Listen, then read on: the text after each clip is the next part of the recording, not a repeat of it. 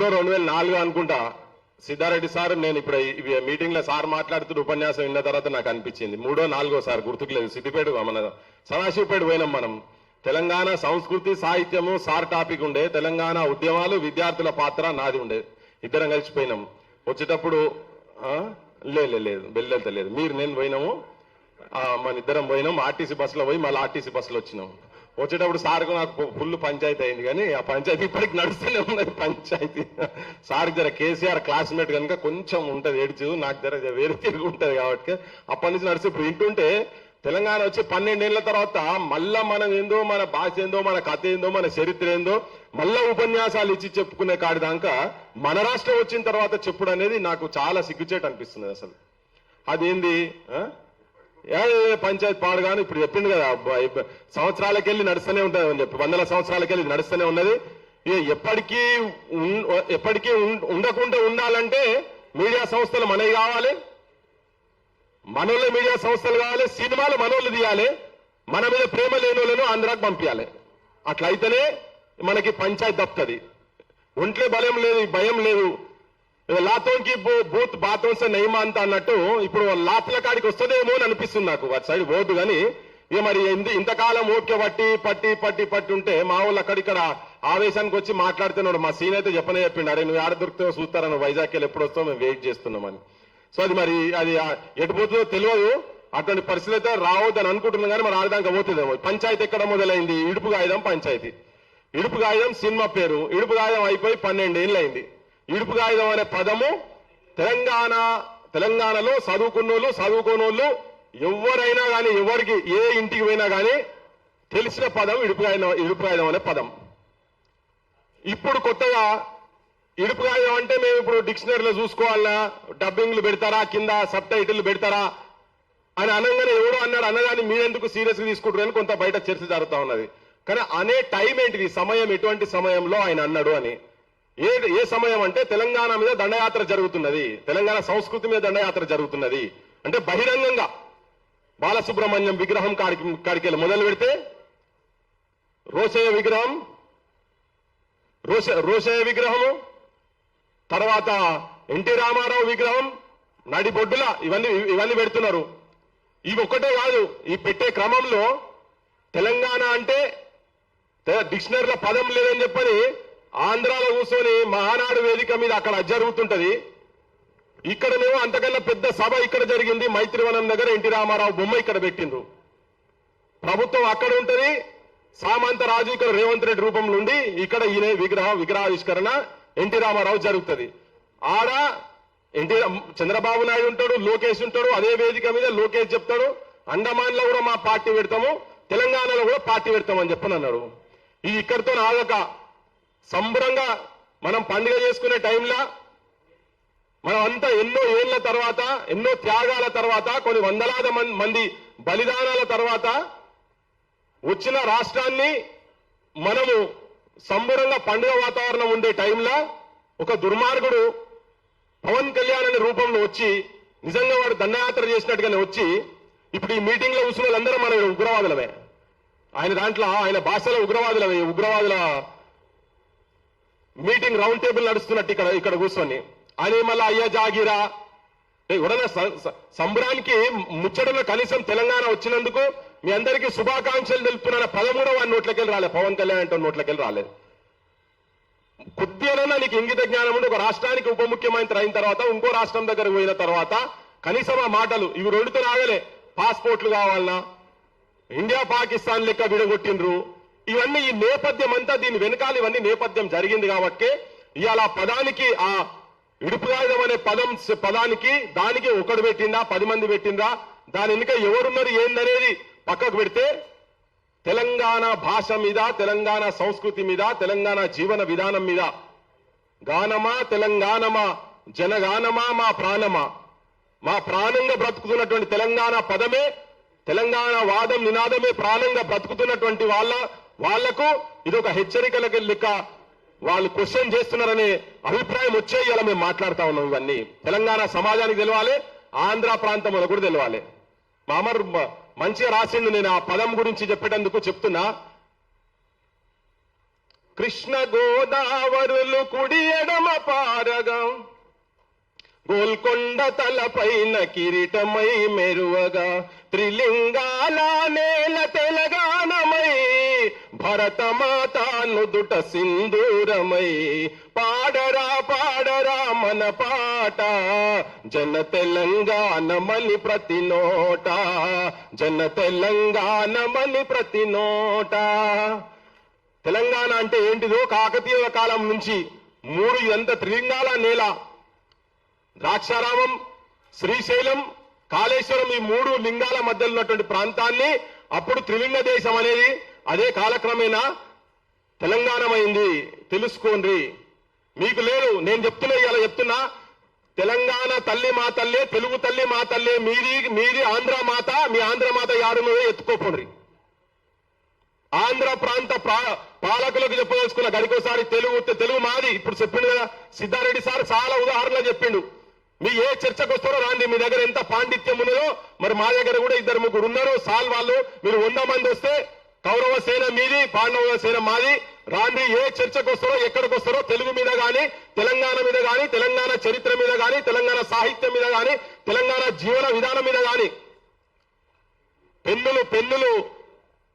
పెన్నులకు నీళ్లు పోసి పెడితే గల్లులో లేసేటువంటి ప్రాంతం మా ప్రాంతం. ఇది పోరాటాలు గాని, తిరుగుబాట్లకు గాని, ఎక్కడ వెనుకబోడు కానీ ఇటువంటి జరగనటువంటి ప్రాంతం. ఇదంతా తెలుసుకోవాల్సిన అవసరం మీ ప్రాంతం వాళ్ళకున్నది కనుక తెలంగాణ తల్లి, మళ్ళీ చెప్తున్నా, చాలా మందికి తెలంగాణ తల్లి మనది వాళ్ళు చెప్పుకుంటుండ్రు. ఇప్పుడు రేపటి నుంచి మీరు విగ్రహాలు ఏదైనా పెట్టుకుంటే ఆంధ్ర మాత విగ్రహాలు పెట్టుకోండి.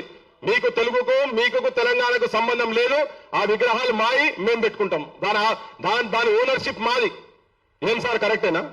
బరాబర్ చెప్పదలుచుకున్నాం మేము తెలంగాణ సమాజం తరఫుకెళ్ళి.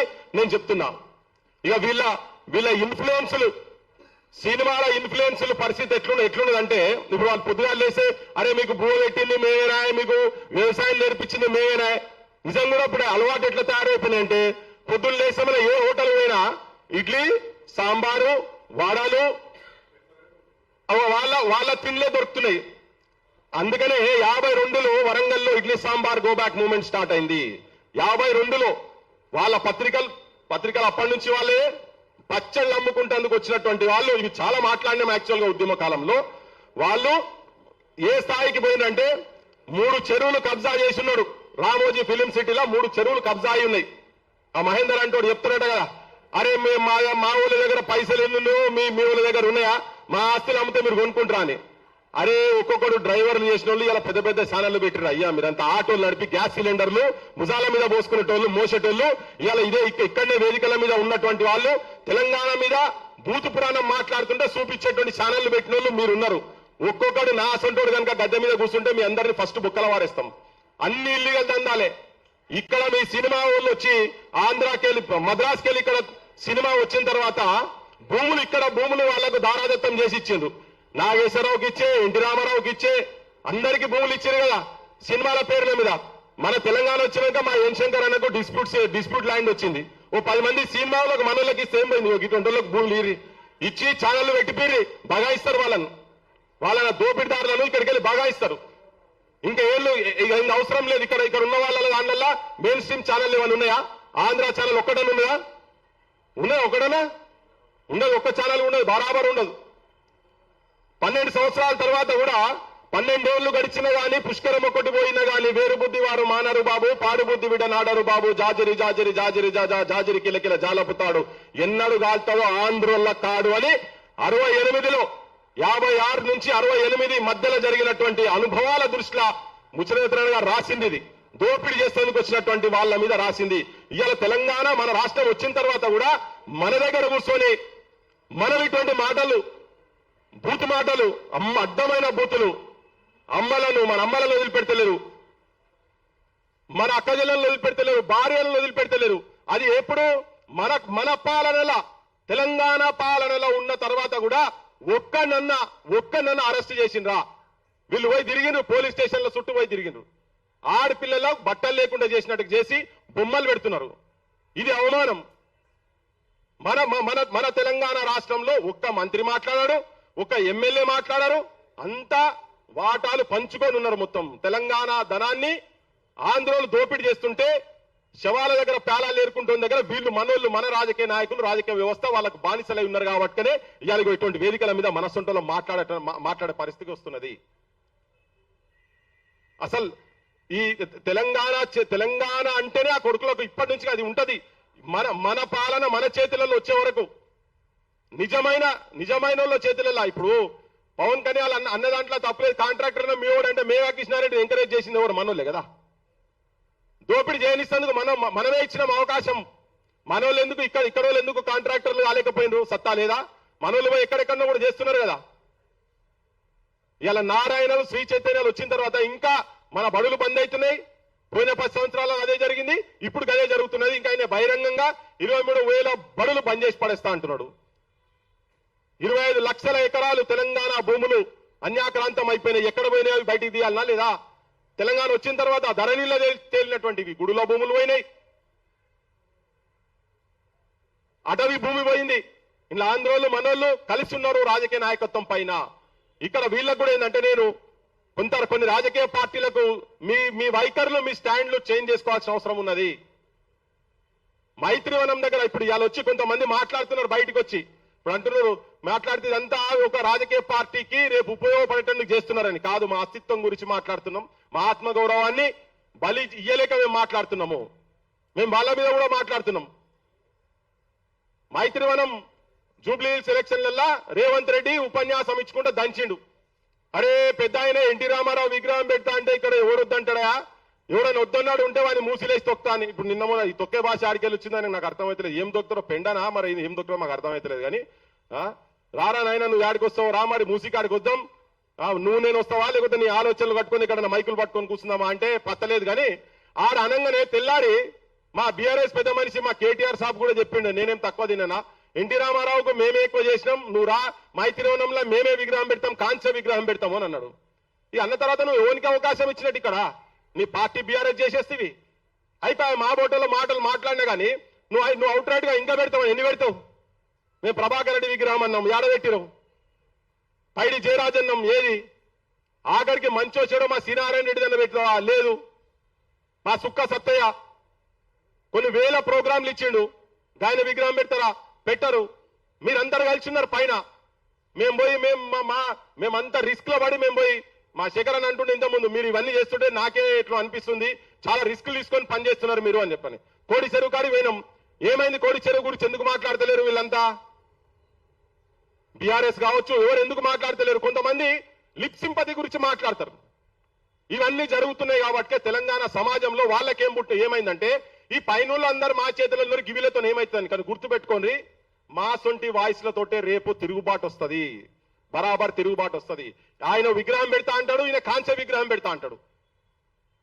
తనకు సంబంధించిన వాళ్ళు వీళ్ళు మైకులు పట్టుకొని కూర్చుంటారు. మా ముఖ్యమంత్రిని మెడ నరుకుతాం అంటే మేమందరం ఉన్నాము. వాళ్ళు 100 మంది కౌరవులు అయితే అప్పుడు చెప్పిండు, ధర్మరాజు చెప్పిండట, ఇదే వేదిక మీద చెప్పిండు ఒక పెద్ద మంచి సారు.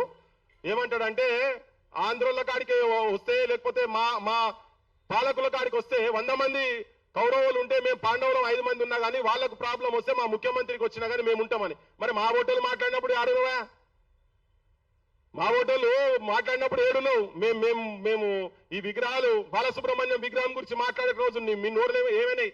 రాజకీయ పార్టీలకు ఉపయోగపడేటందుకు కాదు. తల్లి తెలంగాణ ఏడుస్తున్నది. అమరుల కుటుంబాలను ఘోరంగా బూతులు తిడుతున్నప్పుడు కూడా మీరు నోరు మూసుకొని కూస్తున్నారు. ఒక్క నాయకుడు కూడా కనీసం వాళ్ళ ఇళ్ల కాడికి పోయి పరామర్శించి వాళ్ళతో కూర్చొని మీ ఎంబడి మేము ఉన్నాం, ఎవర్రా మాట్లాడేది, మీరు హైదరాబాద్ లో ఎట్లుంటారా అని చెప్పని ఒక్కడన్నా మాట్లాడిందా? నేను అందరు అడుగుతున్నా, బీఆర్ఎస్ వాళ్ళని ఎమ్మెల్యేలు ఓపెన్ గా మాట్లాడుతున్నా, నేను బీజేపీ వాళ్ళని కూడా గురించి కూడా మాట్లాడుతున్నా. మార్వాడోళ్ళు ఎక్కడికి వెళ్ళి వచ్చి ఇక్కడ ఇల్లీగల్ దందాలు చేస్తున్నటువంటి వాళ్ళ చుట్టూ మాత్రం మీరు ఉంటున్నారు, వాళ్ళకు రక్షణ కవచం లెక్క మీరు ఉంటున్నారు. కానీ ఇక్కడ ప్రాంత ప్రజలకు దందాల కాడ పక్క కొడేసి బూతులాపటందుకనే కనీసం మాట్లాడరా మీరు? మమ్మల్ని ఒక్కరిని కాదు, తెలంగాణలో జ్యుడిషియల్ సిస్టమ్ గురించి అన్నారు. తెలంగాణ సార్ మీరు చూసిరో లేదో, వాళ్ళ బొమ్మలు కూడా ఉన్నాయి మా దగ్గర, బొమ్మలు కూడా చూపించినాం. మొత్తం తెలంగాణ ఆడోళ్ళందరూ, ఇక నేను నోటితో కాదు కానీ ప్రతి ఒక్కరిని తెలంగాణ పేరు చెప్పి అంటుంటే అది మా బొట్టలకు బాగా కలిగింది. అందుకే మాట్లాడతాం. మీ అమ్మల గురించి కూడా మాట్లాడిండ్రు, మీ అక్క చెల్లెళ్ళ గురించి కూడా మాట్లాడిండ్రు. ఎందుకు రోషం వస్తలేదు అర్థమైతలేదు. పైసలు ఏం చేసుకుంటారా? మీ పదవులు పైసలు నెత్తిలో కొట్టుకుంటారా? ఇజ్జత్ పోయిన తర్వాత వాడు ఎవడో పూరం పూకోడు అంటాడు, ఇక్కడికి వచ్చి వాడు సినిమాలో డ్రామాలు చేసినాడు, వాడు వచ్చి ఇక్కడ మాట్లాడితే మేమైతే కొట్లాడతాం బరాబర్, మీరు మాట్లాడినా మాట్లాడకపోయినా మేము కొట్లాడతాం. కానీ ప్రజలకు చెప్పేది ఏంటంటే ఇలా మళ్ళీ ఒక కొత్త ముసుగు పట్టుకొని వచ్చి గా పెద్ద మనిషి ఉంటేనే మంచిగుంటుండే, గతమైన ఉంటేనే బాగుంటుండే, కేసీఆర్ సార్ ఉండేది ఉంటే ఇట్లా జరుగునా అని వేదిక మీద మాట్లాడిన కొంతమంది మేధావులకు నేను ఒక సూటి ప్రశ్న అడుగుతున్నా. హరికృష్ణ అంటాడు ఒక సినిమా ఆర్టిస్టు, హరికృష్ణ చచ్చిపోతే పోతావు, హరికృష్ణ కొడుకు జయకృష్ణ చచ్చిపోతే పోతావు, కృష్ణ భార్య విజయ నిర్మల చచ్చిపోతే పోతావు, ఇంకెవరో ప్రొడ్యూసర్ సినిమా ప్రొడ్యూసర్ చచ్చిపోతే పోతావు. ఆడపోయి ఉట్టిగా పోడు కాదు, కట్టి పట్టుకొని నిలబడతాడు పెద్ద మనిషి. రామోజీరావు చచ్చిపోతే నీ కుటుంబంకి వెళ్ళిపోతారు ఆడికి. కానీ రఘువీర్ రావు అప్పుడు 69లో పత్రికా రంగంలో ఉన్నటువంటి రఘువీర్ రావు చచ్చిపోతే నువ్వు పోవు, కొండా లక్ష్మణ్ బాపూజీ చచ్చిపోతే మీరు పోరు, కేశవరావు జాదవ్ సార్ చచ్చిపోతే పోరు. తెలంగాణకు మొట్టమొదటి పత్రిక జై తెలంగాణ పత్రిక వ్యవస్థాపకుడు సంపాదకుడైనటువంటి ముచ్చర్ల సత్యనారాయణ, అప్పటికి ఈనాడు పత్రిక బుట్టలే. తన చచ్చిపోతే కూడా నువ్వు రావు, నీ కొడుకు రాడు, నీ అల్లుడు రాడు, ఎవరు రారు. మరి నీకెక్కడదా తెలంగాణ సోయి? ఎంతమంది విగ్రహాలు పెట్టినావు తెలంగాణలో పెద్ద పెద్దోళ్ళు ఎంతమంది విగ్రహాలు పెట్టినావు? ఇలా వాళ్ళే మళ్ళా రావాలన్నట 10 ఆయన ఉంటే ఇట్లా కాకపోవని కాదు. నువ్వు చూస్తావు కదా గతంలో నువ్వేం చేసినావో చూడాలి కదా. ఇప్పుడు కూడా నిరుద్యోగులు రోడ్ల మీదకి వచ్చి తిరుగుతున్నారు, కేసులు అవుతున్నాయి, బయటికి వెళ్తలేరు. టోకన్ ప్రొటెస్ట్లు నిన్న బాగా మేల్కొని నిన్న ఒక స్టేట్మెంట్ ఇచ్చారు, వాళ్ళు ఎమ్మడి మేము ఉన్నామని. అరే వాళ్ళు ఎందుకు రోడ్ల మీదకి రావాలి? మీరు రోడ్ల మీదకి వచ్చి ఎందుకు కొట్లాడతారు? మీకు ఓట్లేసి ఎమ్మెల్యేలుగా చేసి ఐడెంటిటీ కార్డులు ఇచ్చి కూర్చోబెట్టినాం కదా, లైసెన్సులు ఇచ్చి అసెంబ్లీలో కూర్చోబెట్టినాం కదా. రోడ్ల మీదకి రావాల్సింది మీరు కదా. మేనిఫెస్టోలు ఎందుకు అమలు అయితే లేవు అని చెప్పి మీరు వచ్చి కొట్లాడాలి కదా, కొట్లాడతలేరు. వీళ్ళందరూ పైన ములాఖాత్ అయి ఉన్నారు. ఇవాళ ఒక వాతావరణం వస్తున్నది. రేవంత్ రెడ్డి ఒక తెలంగాణ వ్యతిరేకి ఆంధ్ర పాలకుల బ్రోకర్ అనే ఒక బ్రాండ్ రేవంత్ రెడ్డికి వస్తున్నది కాబట్టి దాన్ని రాజకీయంగా ఎట్లా వాడుకోవాలని చెప్పని మళ్ళీ ఒక ముసుగుతో వస్తున్నారు వీళ్ళంతా. వాళ్ళకి నేను క్లియర్ కట్ చెప్తున్నా, మీరు మీ పదవుల గురించో మీరున్న పొజిషన్లు కాపాడుకుంటేందుకో దయచేసి తెలంగాణ ప్రజలను తెలంగాణ యువతరాన్ని అటు ఇటు కానియకండి. మీకు నిజంగా పాండవులు కౌరవులు అందరు కలిసి మంది వచ్చి కొట్లాడతానంటే మీరు మా బోటోళ్ళ మీద ఏమైనా జరిగినప్పుడు కూడా మీరు స్పందించాల్సిన అవసరం ఉన్నది. మీరు స్పందించడం మాకు పరకూడదు. మీరు ఇప్పుడు కాదు, మేము మొదటి నుంచి కూడా మీ అసలు ఆలోచన విధానాన్ని మేము వ్యతిరేకిస్తున్నాం. మాకు మీ అసలు బలం కూడా అవసరం లేదు, మేము భూతం కిందాక. కానీ మీ బాధ్యత ఏంటిది? మీరు అలా ఒక కొత్త ముసుగుతోటి బయటికి వస్తున్నారు కదా, దాన్ని పటాపంచలు చేయాల్సిన అవసరం ఉన్నది తెలంగాణ ప్రజలల్లా. ఇది కూడా ఆలోచించండి, నేను చెప్పేది కూడా ఆలోచించండి. చాలా మంది అభిమానులు ఉండొచ్చు, వాళ్ళకు కూడా అభిమానులు ఉండొచ్చు, కానీ నేను నిజమైన తెలంగాణ అభిమానులుగా ఆలోచన చేయండి అని చెప్తా ఉన్నా. నేను సమస్య ఎక్కడొచ్చినా అందరు ఒక్కొక్క దగ్గర ఉండాలి. అది మా సమస్య కాదు కదా. కోడి చెరువు ఏమైతే మాకేం మాకు సమస్యనా? దండయాత్ర చేసి ఇక్కడికి వస్తే ఉగ్రవాదులు అంటే అందరిని అన్నట్టే కదా. కేసీఆర్ కాడికి వెళ్ళి మొదలు పెడితే మా నాయన అన్నట్టే, ఇక్కడ వేదిక మీద ఉన్న వాళ్ళు అందరిని అన్నట్టే కదా. మరి అన్నప్పుడు మీరు ఎందుకు పుట్టి కూర్చుంటున్నారు? ఒక పార్టీ ప్రోగ్రామ్ గా టేకప్ చేయాలి కదా. కోడి చెరువు కాడికి వచ్చి కూర్చోవాలి కదా అందరూ. బీఆర్ఎస్ ఎమ్మెల్యేలు బీజేపీ ఎమ్మెల్యేలు పోయి కోడి చెరువు కరెక్టా కాదా అని అన్నాడు. వీళ్ళు వచ్చి మా మీద దండయాత్ర చేసినట్టు వచ్చిండు, ట్రెస్ పాస్ చేసింది అన్నారు కదా. అది వాస్తవము కాదు. మా మీద కేసులు పెట్టాలి, నా మీద, రఘు మీద, సీను మీద, మా టీం అందరి మీద కేసులు పెట్టాలి. లేకపోతే పవన్ కళ్యాణ్ మీద కేసులు పెట్టాలి. పవన్ కళ్యాణ్ ఉట్టి మాట మాట్లాడలే. భూమి పంచాయతీ కాదు, ఇది ఆధిపత్య పంచాయతీ, ఆధిపత్య పోరు పంచాయతీ, ఉట్టి సినిమా పంచాయతీ కాదు. ఇక్కడికి వెళ్ళి వాళ్ళు చూపిస్తున్నారు. ఒక జర్నలిస్ట్ ను, ఇక్కడికి సంబంధించిన జర్నలిస్ట్ ను దొంగ కేసులు పెట్టించి తీసుకొని పోయి ఆ సాయి దాస్ చచ్చిపోయినట్టు ఇలా ఆ వెంకటరామరెడ్డి కూడా ఇవాళ వరకు చచ్చిపోతుండే కావచ్చు. 3 నెలలు 4 నెలలు అవుతుండే కావచ్చు. మేమందరం అడ్డుకోకపోతే ఇప్పటికే చచ్చిపోతుండే. అందరం ఉన్నవారు శంకర్తో సహా మేమందరం కూర్చొని కలవడినాం. రాకేష్ అందరం కలవడినాం, ఆపినాం. ఇంత విచ్చలవిడిగా జరుగుతుంటే అసలు తెలంగాణ ఆత్మగౌరవం అసలు ఏం లేకుండా పోయి మరి వాళ్ళకెందుకు నిద్రపట్టలేదు అవసరం అర్థమైతలేదు. అనని మాట అన్నట్టుగా పెట్టి ఎఫ్ఐఆర్లు తయారు చేసుకొని ఇక్కడ పెడుతున్నారు కదా. అది ఇక్కడ పెట్టి ఇక్కడ సినిమా తీసుకుంటా, అది హీరోయిన్ ఎవరైనా ఉండని, స్టార్లు ఎవరైనా మనకు సంబంధం లేదు. ఇప్పుడు వచ్చిన టైంలో వాళ్ళు చెప్పేటువంటి ఆ ఇడుపు కాగితం అనే పదాన్ని తీసుకొని కూడా మాత్రం జీర్ణించుకోలేని స్థితిలో వాళ్ళు ఉన్నారు. ఇలా ఓట్లు కూడా ఇక్కడ అక్కడ 2 జాగాలలో ఓట్లు పెట్టిరు కదా. ఈసారి ఏం చేస్తుందో నాకు తెలియదు, కానీ అయితే కొడుకులకు అక్కడ ఉండాలి, ఓటు ఇక్కడ ఉండాలి. ఇక్కడ పెట్టుకుంటారు, అక్కడ పెట్టుకుంటారు. ఇక్కడికి వస్తే ఇక్కడ లోకల్ బాడీలలో, ఇక్కడ ఎమ్మెల్యేలకు, ఇక్కడ ఎంపీలకు ఈడు ఓటేస్తున్నారు, అటు బోడి ఓటేస్తున్నారు, లేదా అటు ఓటేస్తున్నారు, వచ్చి ఇక్కడ ఓటేస్తున్నారు. ఇవన్నీ తీయాల్సిన అవసరం కూడా దీని వెంబడి కూడా పడాలి. అసలు లక్షల ఓట్లు మల్కాజ్గిరిలో దాదాపు 9 లక్షల ఓట్లు ఆంధ్రలో ఉన్నాయి. ఇక్కడ మీరు చూడండి, మీరు పోండి, మా వాళ్ళు మస్తు మంది చెప్తున్నారు డబల్ బెడ్రూమ్లు ఇళ్ళట 65-70% ఆంధ్రలోకి ఉన్నాయని చెప్పి ఆ చూస్తున్న ఆఫీసర్ చెప్పిండు. ఎంక్వైరీ చేయాలి కదా, ఈ కొడుకులో ఇక్కడ ఉంటది అక్కడ కూడా ఉంటది, మళ్ళీ ఆంధ్రాలో కూడా ఉంటది. దీని మీద కూడా చేయాలి. ఇప్పుడున్న గవర్నమెంట్ చేస్తానైతే నాకైతే నమ్మకం లేదు, ఇప్పుడున్న గవర్నమెంట్ చేస్తాను. కానీ నేను ప్రజలకు చెప్తున్నా, ఇది భవిష్యత్తులో మనకి ఇది ఎజెండాగా ఉండాల్సిన అవసరం ఉన్నది. ఇల్లీగల్ గా దందాలు చేస్తున్న వాళ్ళు కావచ్చు. ఇంకొకటి ఏంటంటే ఎట్లా కాపాడొచ్చు తెలంగాణ అని చెప్పేటందుకు సినిమాలు ఇంకా వస్తాయి, ఇంకో 50 ఏళ్ళు 60 ఏళ్ళ తర్వాత కూడా మళ్ళీ మనం వస్తాయి అనేది నాకు అట్లా అవన్నీ అవసరం లేదు, అవన్నీ బక్వాస్. ఒక 5,000 కోట్లు లేదు ఒక 1000 కోట్లతో స్టార్ట్ చేయండి. ఇక్కడ ఉన్నటువంటి డైరెక్టర్లకు వాళ్లకు ఈయనగా శంకరన్నతో కమిటీ పెడతారా, నరసింహరావు సార్తో కమిటీ పెడతారా, లేకపోతే సిద్ధారెడ్డి సార్తో కమిటీ పెట్టి ఒక 5,000 కోట్ల రూపాయలు పెట్టండి, దానికి పెట్టి సినిమాలు తీయండి చెప్పండి. మనలో ఎట్లా హిట్ కావో చూద్దాం. ఆంధ్రోళ్ళు ఇటుకెళ్ళి మలుచుకొని పోవాడికి ఒక్కడు కూడా సామాజిక బాధ్యతగా ఒక్క సినిమా స్టార్ కూడా, అది చిరంజీవి కావచ్చు, నాగబాబు కావచ్చు, నాగార్జున కావచ్చు, మహేష్ బాబు కావచ్చు, తెలంగాణ ఆడబిడ్డలను తిడుతున్నారు, అడ్డమైన బూతులు నానా బూతులు రాస్తున్నారంటే ఒక్కడు బయటకు వచ్చి కూడా కనీసం అరే మీరు అట్లా చేయకుండా ఇది కరెక్ట్ కాదు, ఇది సంస్కారం కాదు ఇది అని ఒక్కడు కూడా మాట్లాడలే. మనకు కూడా అమ్మాయిలు ఉన్నారు, మాకు కూడా కచ్చలు ఉన్నారు, ఒక్కడు కూడా మాట్లాడలే. వాళ్ళందరూ కలిసి ఉన్నారు దీంట్లో, సినిమా స్టార్లు కలిసి ఉన్నారు. వాళ్ళు బూతులు తిడితే చూపించే మీడియా ఉన్నది.